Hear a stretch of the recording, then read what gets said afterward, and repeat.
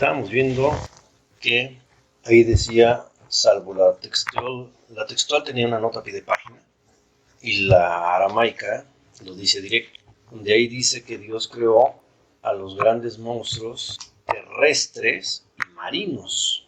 Pero si vamos a la definición de dinosaurio, dice los dinosaurios, dinosaura, del griego deinos, terrible, y sauros, lagartos. ¿Ven lo que está diciendo? Lagartos terribles. Son un grupo de saurópsidos. Y esto lo que indica es, tienen en común la posesión de escamas epidérmicas, o sea, en la piel, de queratina, así como la pata de los pollos, algo así, y un huevo, o sea que se daban por huevos la mayoría, virtualmente idéntico en todos ellos. Aunque la palabra dinosaurio significa lagarto terrible, el nombre es un poco engañoso, ya que los dinosaurios no son lagartos. En cambio, representan un grupo separado de reptiles. ¿Vale? Dinosaurio, sinónimo de reptil, que como muchas formas extintas no muestran características tradicionalmente vistas como propias de un reptil, como la postura extendida hacia los lados de las extremidades. Muchos animales prehistóricos, incluyendo los mosasaurios y bueno, ahí menciona varios saurios, son popularmente conocidos como dinosaurios. El taxón dinosaura, o sea, la extensión dinosaurio, fue formalmente nombrado en 1842. ¿Sale? 1842, ahí se acuerdan porque siempre se me olvida la fecha. 1842, por el paleontólogo Sir Richard Owen, es de origen inglés, que utilizó para referirse a la tribu distinta o suborden de los reptilesaurios, que después se conoció en todo el mundo. Entonces a lo que voy es más que nada con eso, con el nombre de Richard Owen en 1842. Y si en 1842 ya estaba, fue como que renombrado esto, es porque culturas antiguas ya lo habían mencionado como dinosaurios. Más bien culturas más antiguas que los tenían como dragones. Entonces, si nos vamos a algunas imágenes de dragones, la más popular son las de serpientes, ¿están de acuerdo? Entonces, por ejemplo, aquí habla de dragones de diversas mitologías. Vamos a poner este pequeño video de 3 minutos. Son dragones de la mitología universal.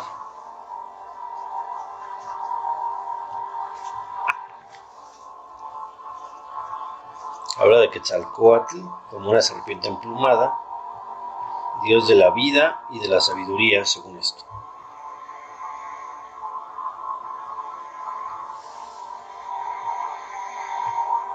Amaru, la cultura andina, y simboliza el agua.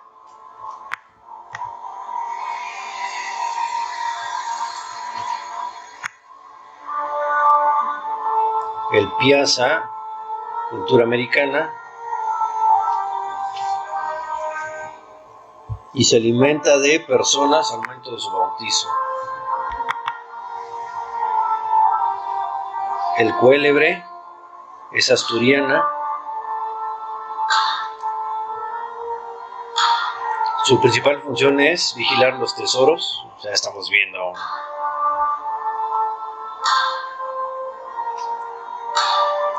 Funkaclong, dragón subterráneo que guarda tesoros en China.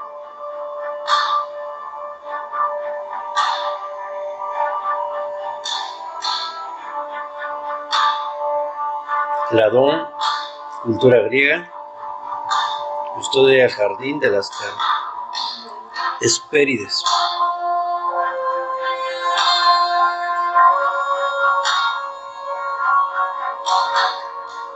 Anfíptero, cultura árabe y egipcia, inofensivo para los humanos, según esto.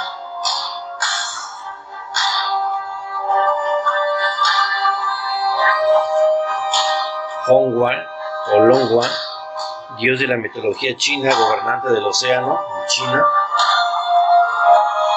Esto me suena más a Leviatán, pero bueno.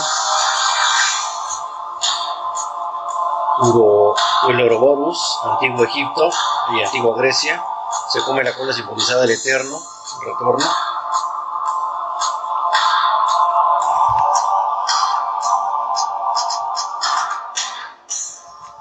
Fifnir, nórdicos,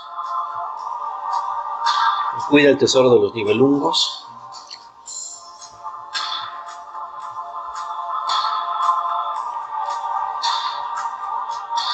Nidhogg, nórdica. Ah, mira qué interesante. Ese dragón roía el árbol. El árbol de la vida de ellos. Shenlong, china y japonesa, dragón que controla la lluvia y el viento. Ese salía mucho en Goku.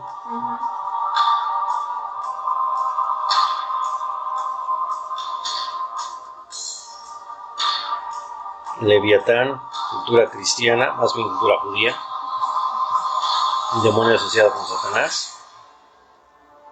Hechos aquí, no es aquí.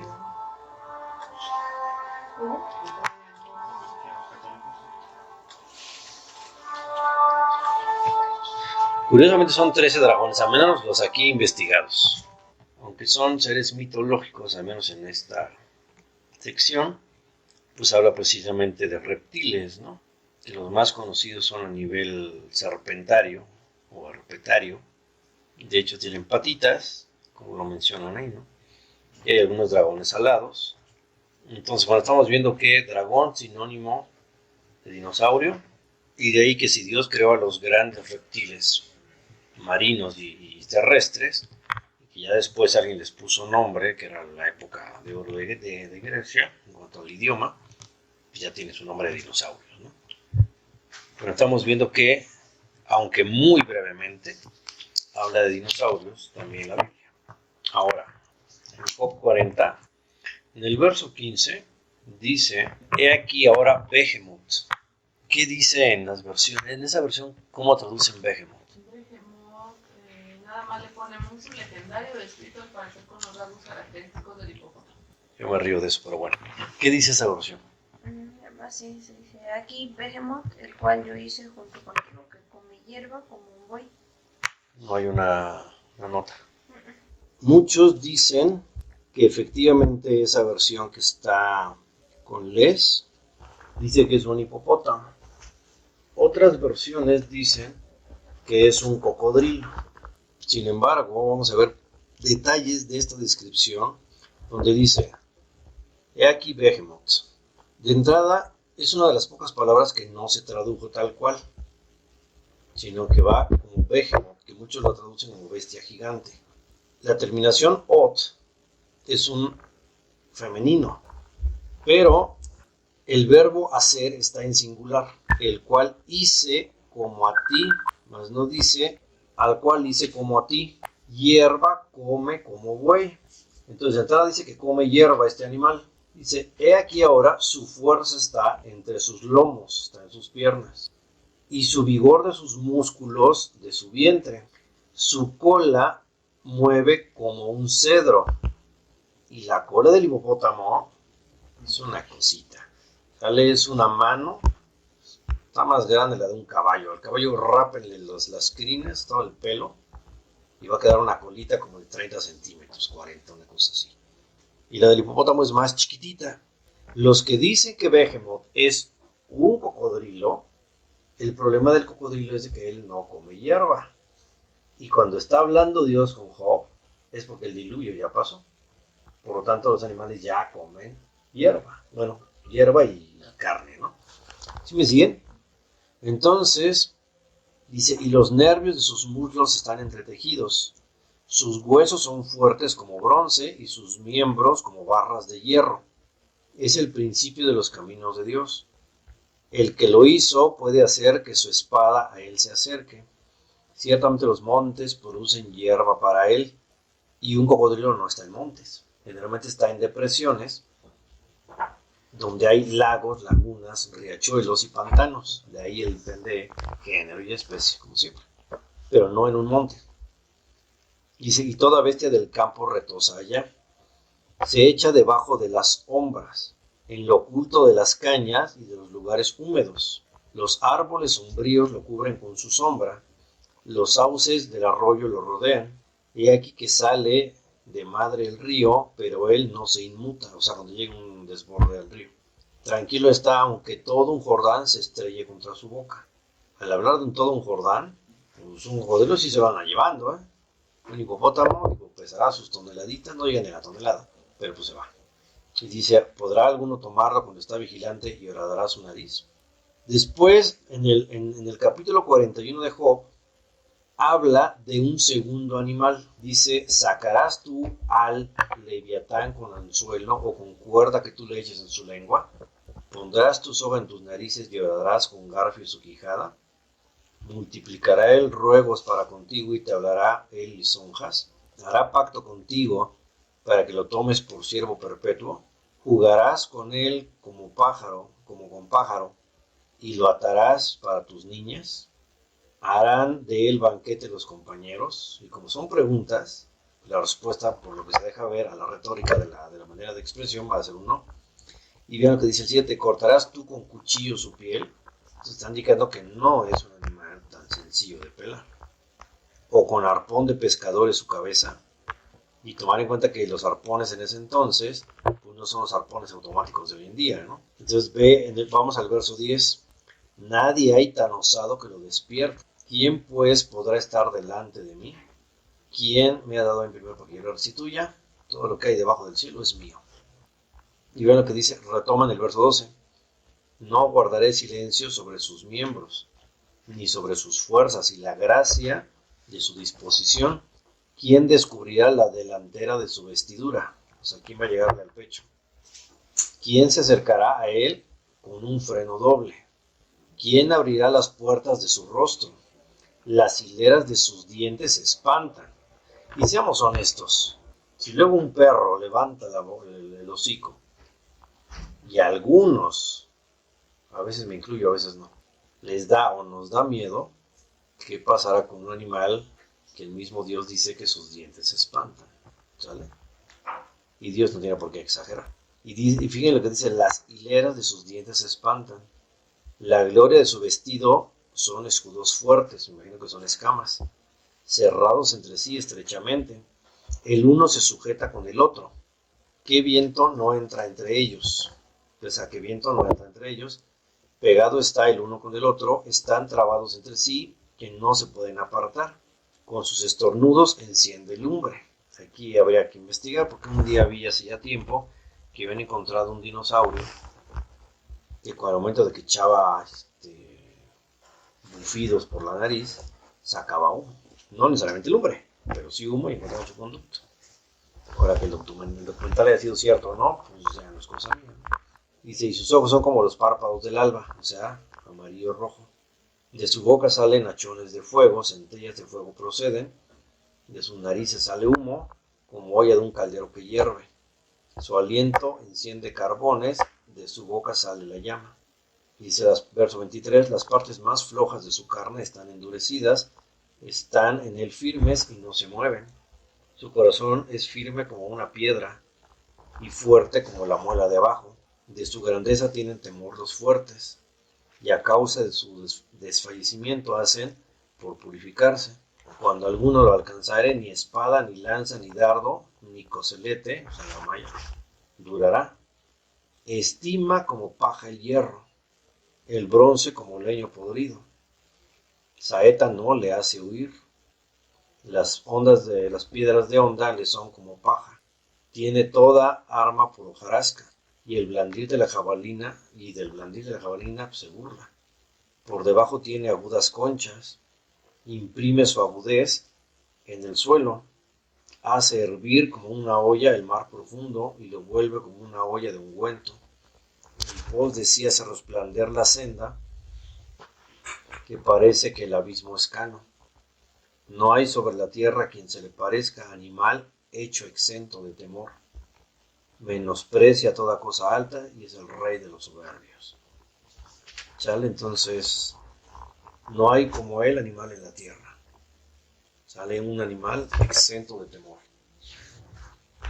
Pues si ahorita agarramos a un hipopótamo, pues con todo y todo, si ponemos hachas o un plomazo, aunque no le demos, se va a espantar. pero una cosa de estas. Entonces al menos ya tomamos dos, una serpiente y al parecer es un diplodocus el otro. Y por ejemplo, perdón, en el griego, hebreo, no sé si viene también de ¿no? Viene como Behemoth, de hecho ahí lo traducen como bestia gigante. ¿Sale? O sea, por ejemplo, no coincide que sea, por ejemplo, como en Génesis también o algo así. No. Ahí sí dice Behemoth tal cual. Y de hecho, eso hay un dato importante, porque me gustaría, pero necesito investigar quién lo hace, que cambie formatos de todavía VHS a DVD, mínimo a DVD, y ya con eso pues ya se van grabando, ¿no? Porque hay un documental que tengo donde deja ver que hay al menos 3 o 4 ríos, uno en Canadá, uno en Rusia, uno en Texas, otro en Sudamérica, no me acuerdo el país, donde se han encontrado pies de humano con dinosaurios, ¿sale? Y está documentado y dan los pormenores. Entonces, en ese contexto, sí es de ver cómo está la situación. Entonces, me gustaría que pasaran, bueno, no ustedes, sino gente que sepa y que no vaya a volar, porque nada más tengo un video, no tengo más, de ese formato. Y una vez en ese formato, pues ya se le sacan copias o el que sepa de computación que lo pase de DVD a un archivo de imagen de MP4 y esas cosas, para que vean cómo está documentado, y está documentado como hay también, porque es de un 40-50% de ahí es de pura ciencia, ¿sale? Ahí explica, y me voy a desviar un poquito, pero ahí explica cómo es que los hornos antiguos de Babilonia tenían ciertas secciones frías y otras calientes, y por eso cuando meten pues, a los amigos de Daniel al horno, simplemente no había, cayeron en el lugar frío. La cuestión es la probabilidad de caer ahí. En el caso de estos dinosaurios van marcando eso, van marcando que en el diluvio, como es que sobre todo en una montaña canadiense, se van desgajando como si fuera pan hojaldrado y ahí se van viendo diferentes esqueletos petrificados del mar que no tienen por qué estar ahí, ballenas que han encontrado en desiertos y este tipo de cosas. Ahí también menciona cómo es que al parecer Adán y Eva eran casi rayando en piel negra, y ahí empiezan a dar como la combinación de genes, va saliendo gente blanca, gente trigueña, gente morena, que ya en su momento, ya con los lugares geográficos, hay lo que en genética conocemos como genes que se prenden y se apagan para adaptarse al medio, y es entonces que la gente empieza a ser más morenita, más blanca, y van explicando con lo que es el diagrama de Punnett, ¿sale? Que hizo Gregorio Mendel con las leyes de la herencia. Eso es lo que lo hizo con chícharos, con guisantes, y aquí lo van haciendo de esta manera. Y así van hablando de muchas de estas cosas a nivel arqueológico, a nivel... Entonces sí me gustaría pasárselos y si no subirlo al final que estamos por hacer.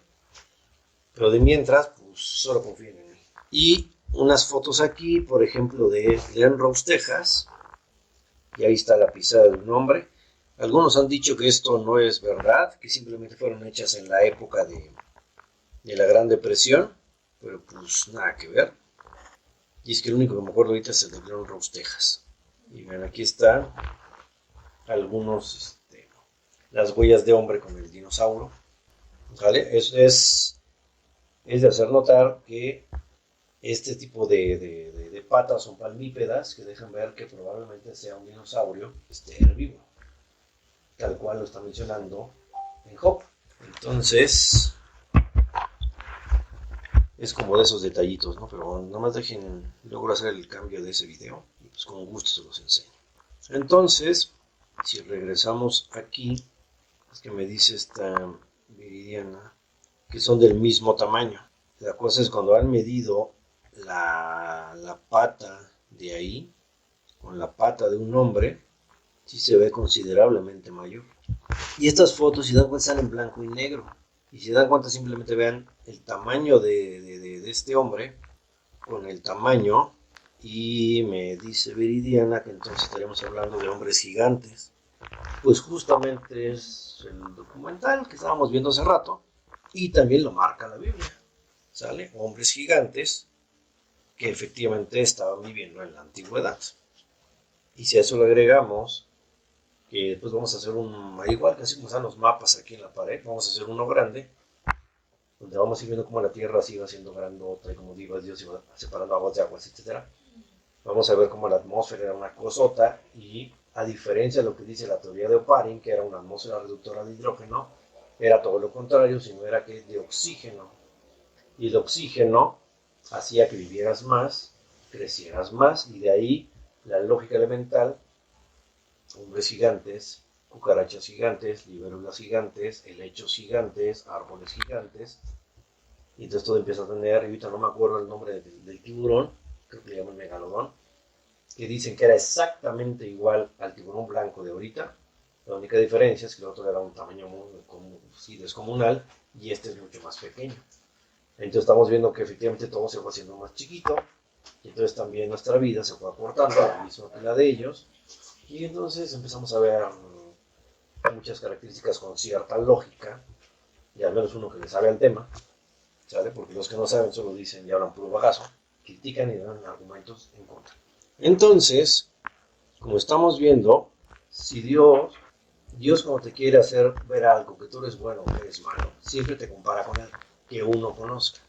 Regresando a Génesis, en el 21, cuando leemos el texto en hebreo original, dice, y Dios creó a los grandes reptiles, marinos y terrestres, y todo ser viviente que se mueve, que las aguas produjeron según su género, y toda ave alada según su especie, y vio Elohim que era bueno, y los bendijo Elohim diciendo, fructifiquen y multiplíquense, y llenen las aguas en los mares, y multiplíquense las aves en la tierra. Y fue la tarde y la mañana el día quinto.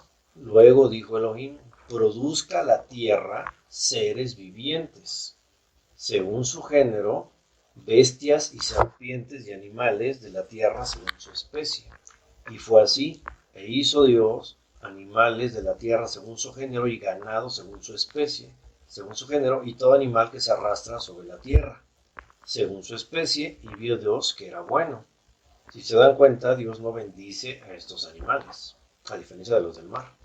Entonces dijo Dios, hagamos, verso 26, y es donde empiezan las controversias, hagamos al hombre a nuestra imagen, conforme a nuestra semejanza, y señoree en los peces del mar, en las aves de los cielos, en las bestias, en toda la tierra, y en todo animal que se arrastra sobre la tierra. Entonces veamos que en este momento Dios le está dando al hombre la autoridad de gobernar sobre todo animal. Entonces con eso estamos viendo de que no es de que el ser humano esté subyugado a los animales, sabiendo que es la corona de la creación.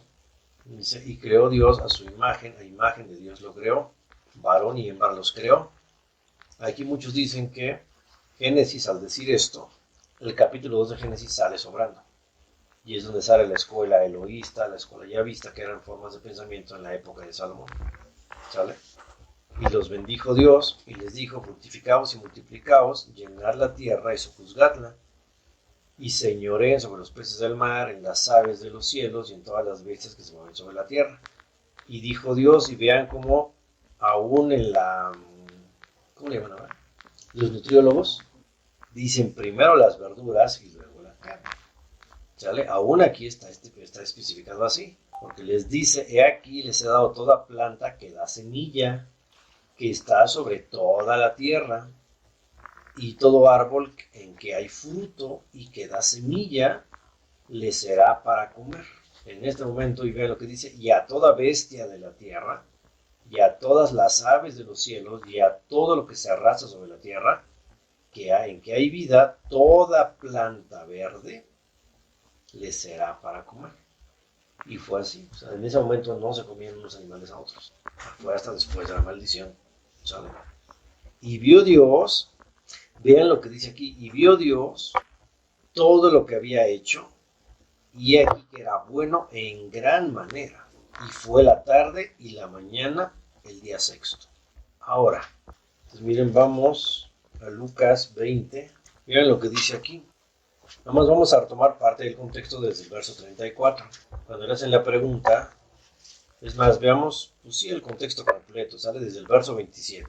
Dice, llegando entonces algunos de los saduceos, los cuales niegan haber resurrección. Entonces, los saduceos, los sacerdotes, decían que no hay resurrección.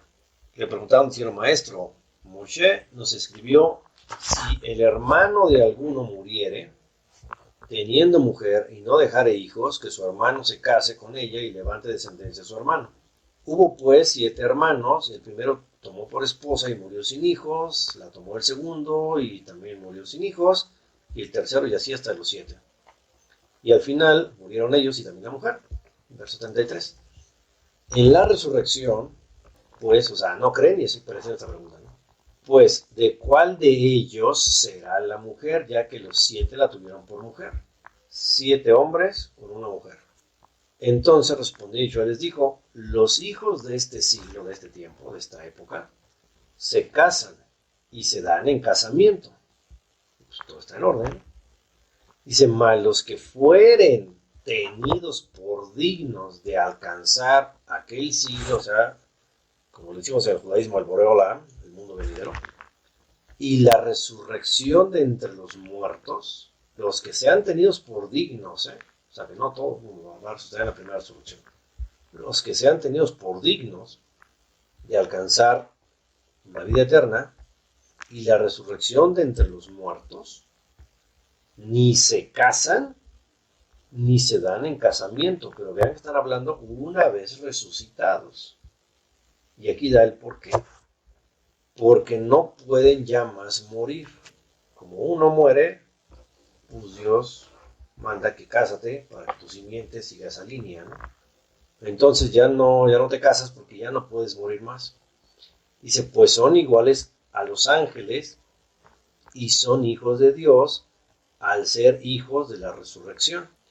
Pero en cuanto a que los muertos han de resucitar, fíjense, un muerto va a resucitar. Aún Moisés les enseñó en el pasaje de la zarza, cuando llama al Señor, Dios de Abraham, entonces habla a Yahweh, Dios de Abraham, Dios de Isaac, Dios de Jacob. Porque Dios no es Dios de muertos, sino de vivos, pues para Él todos viven. Entonces estamos hablando que cuando Dios habla a Moshe, le dice Dios de Abraham, Isaac y Jacob. Pero los 6 estaban muertos, biológicamente hablando. Pero aún así, Dios dice que es Dios de vivos. Y para Dios estaban vivos, pues sí, por la resurrección, la esperanza y todo lo que hemos visto, ¿sabes? Por lo tanto, cuando viene, o sea, hago esta aclaración que aunque biológicamente Abraham, Isaac y Jacob estaban muertos, para Dios vivían. ¿Qué es lo que dice? Entonces dice que Dios es Dios de vivos, no es Dios de muertos, es Dios de vivos, porque Dios vive en sí mismo. Por lo tanto, cuando yo me regreso a Génesis, hasta el verso 30 dice Dios que va creando, va formando, va bendiciendo, va multiplicando, va separando aguas y tierra y todo lo que es geografía, biología, geología, volcanología, etc. Y termina en el verso 31 diciendo, y vio Dios todo lo que había hecho. Y aquí que era bueno en gran manera.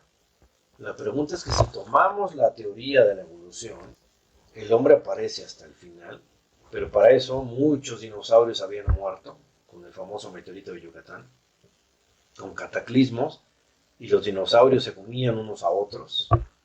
¿Y cómo va a ver Dios que esto es bueno en gran manera, viendo su creación llena de muerte y destrucción? No hay lógica en eso. Por lo tanto, estamos viendo que aún la teoría de la evolución en esta parte está totalmente al revés. Por lo tanto, ¿qué es lo que nos dice otra parte de la escritura? Dice Billy que en esa parte ha escuchado, imagino que esa de Barón y los creó, la leyenda de Lilith. Pero la leyenda de Lilith fue tomada de Babilonia. La leyenda de Lilith no existía con los judíos, no con los judíos, con los israelitas, las 12 tribus, cuando salieron de Egipto y cuando estaban con Moshe en el desierto. Recordar que Génesis se escribió rumbo al camino del monte Sinaí. La deportación a Babilonia llegó al menos 1000 años después aproximadamente, 1200 años después, cuando ya estaba la monarquía en Israel. Y eso es un dato común que se tiene en el cristianismo y en algunas líneas esotéricas o maquiavélicas, de que Lilith fue creada tal cual en Génesis, cuando no es cierto. Esa leyenda fue traída a nivel oral transcrita al Talmud, y como el Judá actual se guía por el Talmud y no por la Torah, es que tiene esta situación. ¿Sale? Entonces, de esta manera es que Lilith, la única vez que aparece en Isaías, que lo habla como un espíritu nocturno, pero precisamente viendo que Isaías se subdivide en tres partes: la parte pre-deportación, la parte donde yo ya estoy deportado y la parte donde estoy de regreso del cautiverio.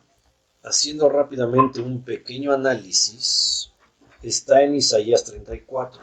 Esa versión que tiene Paco, que es la Reina Valera a nivel más comercial, es una versión muy anterior a la Reina Valera 60. Y ahí aparece como búho, me parece. 34:14. Y las bestias monteses se encontrarán con los gatos herbales y el peludo gritará a su compañero. La lamia también tendrá ya asiento y hallará para sí reposo. La lamia es una variante de lechuza. La Reina Valera lo menciona como lechuza. El hebreo dice Lilith. ¿Sale? El hebreo tal cual dice Lilith. Por ejemplo, ¿qué dice la textual? ¿Qué dice la aramaica? ¿Y qué dice esa versión católica? Y porfa, señor, y en esta versión católica, ¿qué dice? Aquí dice el búho ha subido. El búho. ¿Sale? En la textual.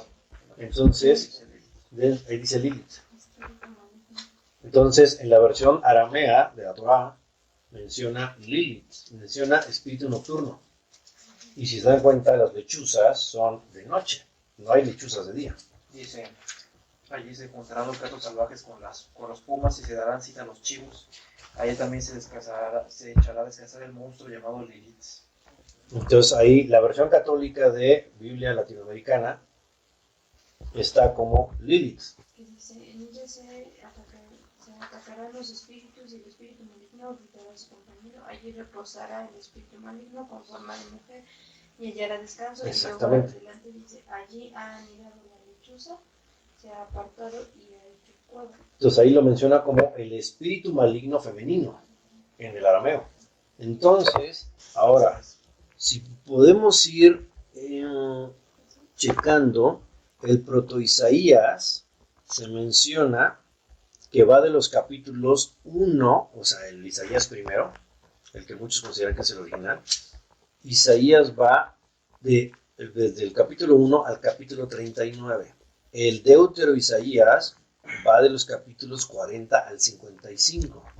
Y el Tritio Isaías, pues del 56 al 66. Entonces, si se dan cuenta, está muy al final, o relativamente al final, del proto-Isaías. Y los verbos usados son en futuro. ¿Sale? Anidarán. Pero si vemos todo el contexto de Isaías, dice, vamos a leer desde el verso 1, dice, acérquense naciones, de Isaías 34, acérquense naciones, júntense para oír, y ustedes pueblos escuchen, oiga la tierra y cuanto hay en ella, el mundo y todo lo que produce, porque Yahweh está airado contra todas las naciones, e indignado contra todo el ejército de ellas. Y cuando habla del ejército, no habla de la milicia, de los soldados, habla de los dioses de ellos. Por eso dicen, no hagas rendir culto a las estrellas ni al ejército de los cielos. ¿Sale? Entonces aquí se refiere a los dioses de las naciones. Estrellas, ángeles y una serie de cosas. Dice, las destruirá y las entregará al matadero. Y si se dan cuenta, ¿quién fue al matadero? Yeshua, como oveja, fue llevado al matadero, y ahí es donde dice Colosenses y dice Corintios que Yeshua resucita y les aplasta la cabeza. Entonces todos estos seres serán llevados al matadero, a donde iba a estar Yeshua, pues planchándoselos, ¿sale? Venciéndolos, para entonces estar debajo de sus pies, como está escrito tanto en el Salmo como en Hebreos. Y dice ahí, y los muertos de ella serán arrojados, y sus cadáveres se levantará hedor, y los montes se disolverán por la sangre de ellos. ¿Se acuerdan del video que vimos de Soria? Que hablaba de que las posesiones, hablando de posesiones demoníacas, se muere la persona, aunque ya no tiene dónde vivir, y lo que sigue. ¿Saben? Aquí estamos hablando de ese juego interesante, así que acuérdense de Javier Soria, y si no, vean el video otra vez, porque esto sea fácil y rápidamente entendido. Y todo el ejército de los cielos se disolverá, y se enrollará en los cielos. Entonces, si no tengo ejército, pues yo hago lo que quiera. ¿Y qué dice aquí? Se enrollarán los cielos porque ya no hay ejército en los cielos. Como un libro. Y caerá todo ese ejército como cae la hoja de la parra, como se cae de la higuera. Y ya ven que a Yeshua dice, vi caer a Satanás del cielo como un rayo. ¿Sale? Y en Apocalipsis dice, y fue lanzado el dragón a la tierra junto con sus ángeles. ¿Sale? Y por eso dice, ay de los moradores de la tierra, porque el dragón ha descendido con gran ira. ¿Sale? Entonces estamos viendo que efectivamente el contexto habla de esos seres. Porque en los cielos se embriagará mi espada, de aquí que descenderá sobre Edom en juicio y sobre el pueblo del que no tiene ley. ¿Sale? Llena está de sangre la espada de Yahweh, engrasada está de grosura de sangre de corderos y de machos cabríos, de grosura de riñones y de carneros. Porque Yahweh tiene sacrificios en Bosra y grande matanza en tierra de Edom. Con ellos caerán búfalos, toros con becerros, y ya vimos que son quiénes son los búfalos, quiénes son los becerros. ¿Sabe?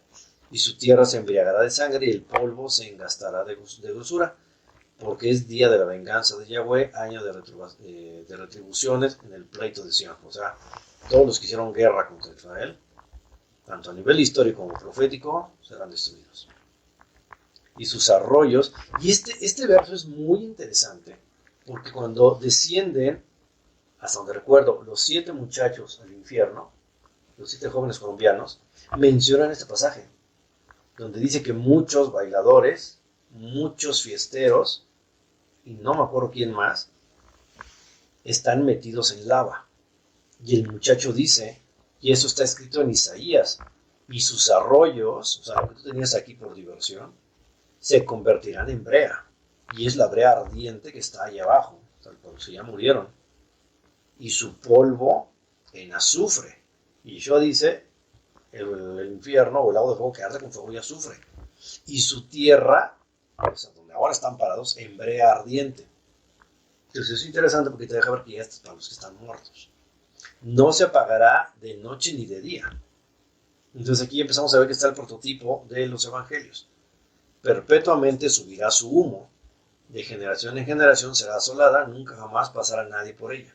Se adueñarán de ella el pelícano, que se va a adueñar las naciones destruidas. ¿Sale? El pelícano, el erizo, la lechuza, el cuervo morarán en ella y se extenderá sobre ella el cordel de destrucción y niveles de asolamiento. Llamarán a sus príncipes, príncipes sin reino, y todos sus grandes serán nada.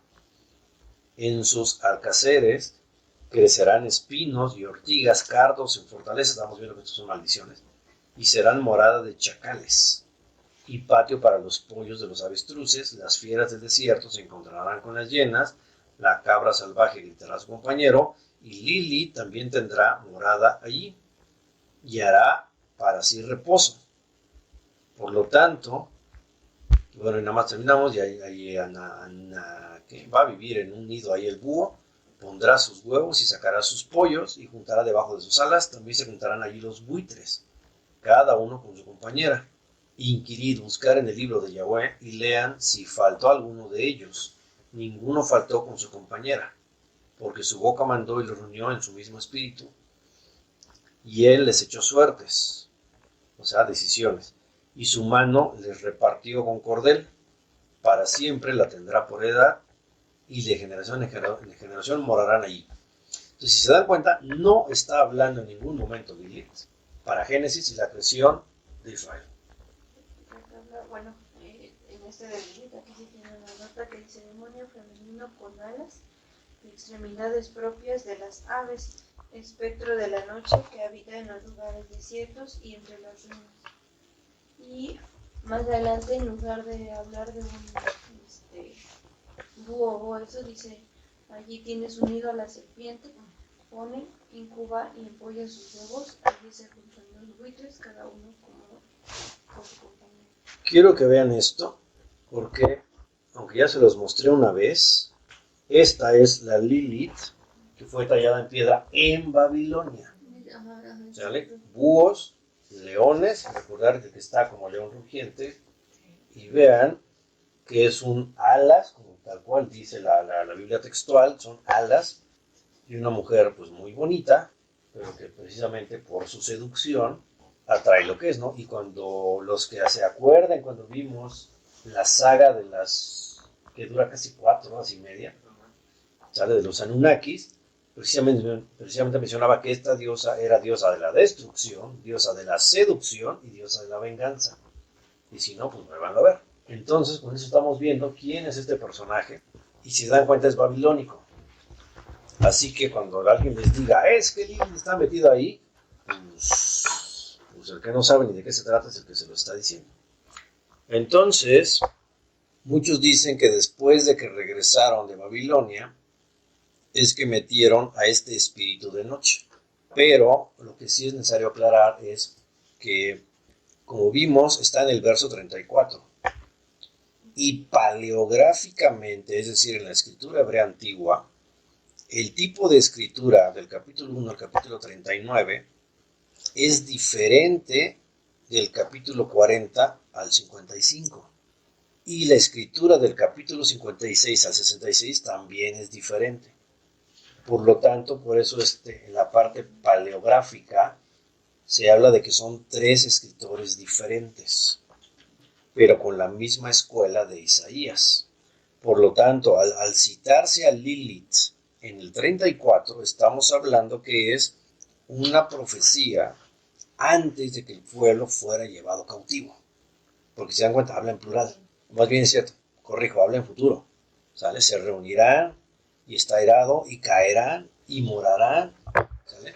Mientras que del 36 al 55 es cuando ya están deportados.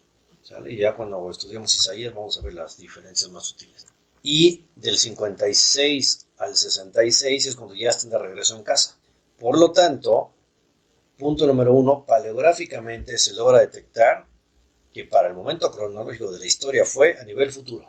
Por lo tanto, en ese lugar donde van a estar todas las bestias, si se dan cuenta, si vamos a Apocalipsis, en Apocalipsis 18, recuerden que hay figuras y antifiguras, tipos y antitipos, ¿sale?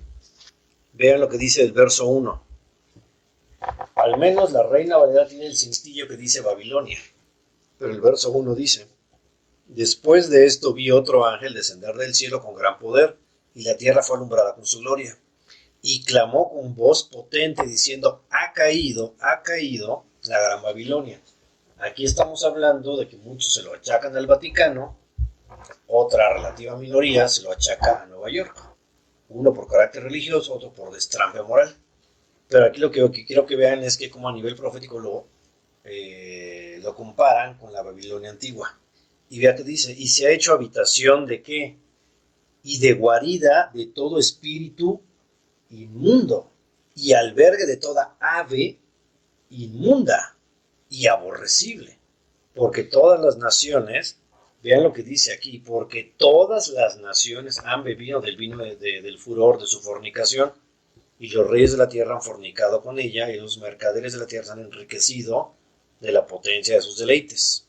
Y curiosamente dice: oí otra voz del cielo que diga: salgan de ella, pueblo mío, para que no sean partícipes de sus pecados, ni reciban parte de sus plagas, porque sus pecados han llegado hasta el cielo, y Dios se ha acordado de sus maldades. Y entonces nada más concluyo con esto, y dice: denle a ella como a ella les ha dado, y páguenle doble según sus obras. Por eso cuando uno hace maldad, Dios paga el doble. Entonces si yo me porté mal durante un año, pues durante 2 años voy a recibir castigo.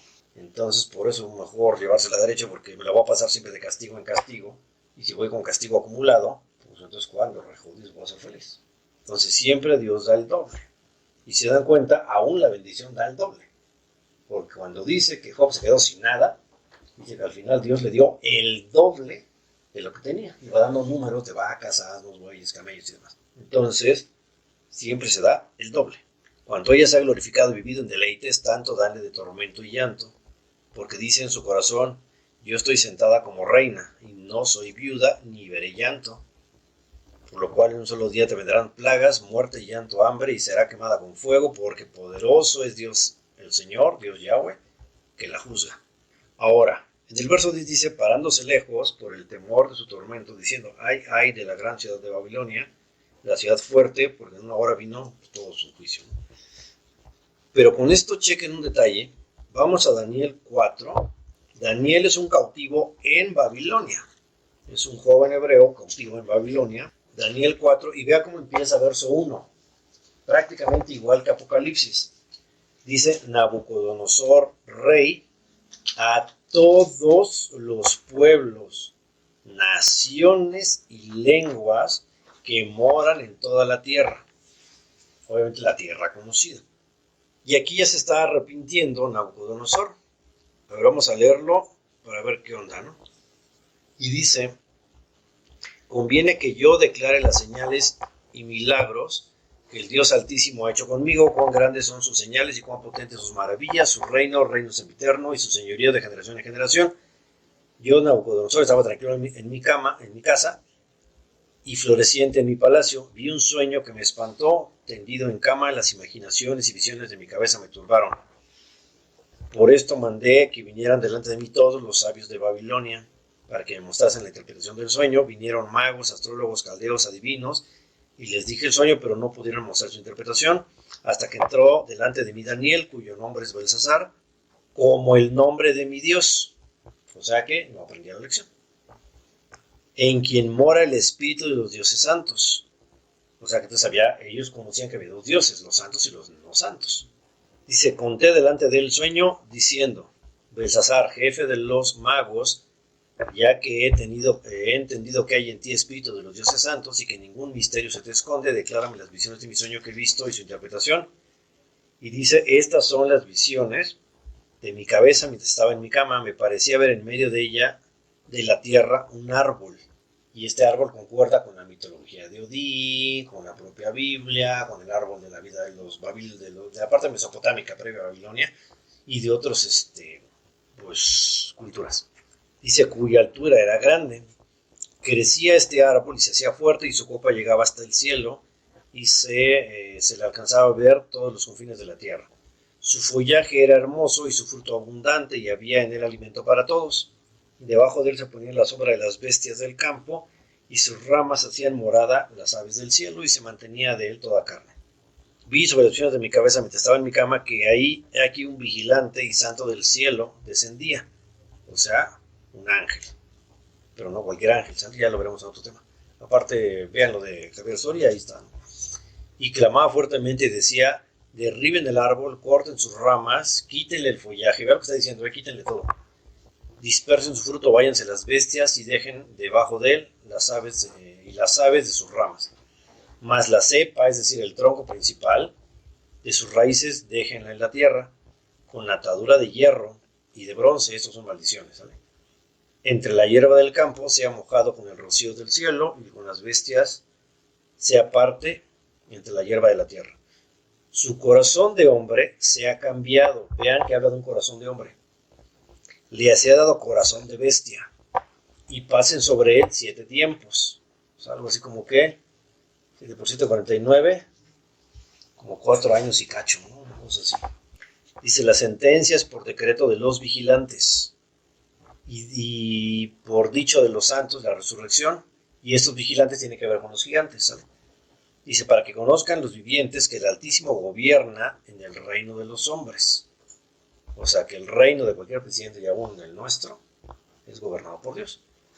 Y que a quien él quiere lo da. Y constituye sobre él al más bajo de los hombres. Yo, el rey Nabucodonosor, he visto este sueño. Tú, pues, Belsasar, o sea, Daniel, dirás la interpretación de él, porque todos los sabios de mi reino no han podido mostrarme su interpretación, mas tú puedes, porque mora el espíritu de los dioses santos en ti. Y vean la respuesta de Daniel, ya que va hasta donde llegamos con Lilith. Entonces Daniel, cuyo nombre es Belsasar, quedó atónito casi 1 hora y sus pensamientos le turbaron. Y el rey habló y dijo, Belsasar, no te turbe ni el sueño ni su interpretación. Y Belsasar respondió y dijo, Señor mío, el sueño sea para tus enemigos y su interpretación para los que mal quieren. El árbol que viste que crecía y se hacía fuerte, cuya copa llegaba hasta el cielo y que se veía desde todos los confines de la tierra, cuyo follaje era hermoso y todo lo que ya vimos. Verso 22. tú mismo eres. Tú eres ese árbol. Oh rey, que creciste y te hiciste fuerte, pues creció tu grandeza y ha llegado hasta el cielo y tu dominio hasta los confines de la tierra. En cuanto a lo que vio el rey, un vigilante santo que descendía del cielo y decía, cortan el árbol y se ha destruido, mas la cepa y sus raíces dejen en tierra, con atadura de hierro y bronce en la hierba del campo, sea mojado con el rocío de las bestias del campo y se parte su suerte en 7 tiempos. Esta es la interpretación, oh rey, la sentencia del Altísimo, del Shaddai, que ha venido sobre mi señor el rey, verso 25, que te echan de entre los hombres, y con las bestias del campo, será tu morada, y con hierba del campo te apacentarán como a los bueyes, y con el rocío del cielo serás bañado, y 7 tiempos pasarán sobre ti, hasta que conozcas que el Altísimo tiene dominio en el reino de los hombres, y que lo da a quien él quiere. En cuanto a la orden de dejar en la tierra la cepa de las raíces, significa que tu reino quedará firme, luego que reconozcas que el cielo gobierna. Por tanto, rey, acepta mi consejo. El problema es que luego es el consejo que damos y nadie nos hace caso. Tus pecados redime con justicia, tus iniquidades haciendo misericordias para con los oprimidos, pues tal vez eso te sea una prolongación de tu tranquilidad. Todo esto vino sobre el rey Nabucodonosor, pero el rey no hizo caso. Al cabo de 12 meses, de un año después, paseando en el palacio real de Babilonia, habló el rey y dijo, ¿no es esta la gran Babilonia que yo edifiqué? O sea, ya chupó paros. Por eso no hay que afectarse lo que uno hace. Para casa real con la fuerza de mi poder y para gloria de mi majestad. Aún estaba la palabra en la boca del rey cuando vino una voz del cielo. A ti se te dice, rey Nabucodonosor, el reino ha sido quitado de ti, y de entre los hombres te arrojan con las bestias del campo y será tu habitación. Y bueno, y tal cual, ¿no? Como lo que vimos hace rato. Y entonces vean lo que le pasa a Nabucodonosor. Y aquí puede ser una especie de licantropía o alguna situación de esa naturaleza. Dice, en la misma hora se cumplió la palabra sobre Nabucodonosor y fue echado entre los hombres y comía hierba como los bueyes y su cuerpo se mojaba con el rocío del cielo hasta que su pelo creció como plumas de águila y sus uñas como las de las aves.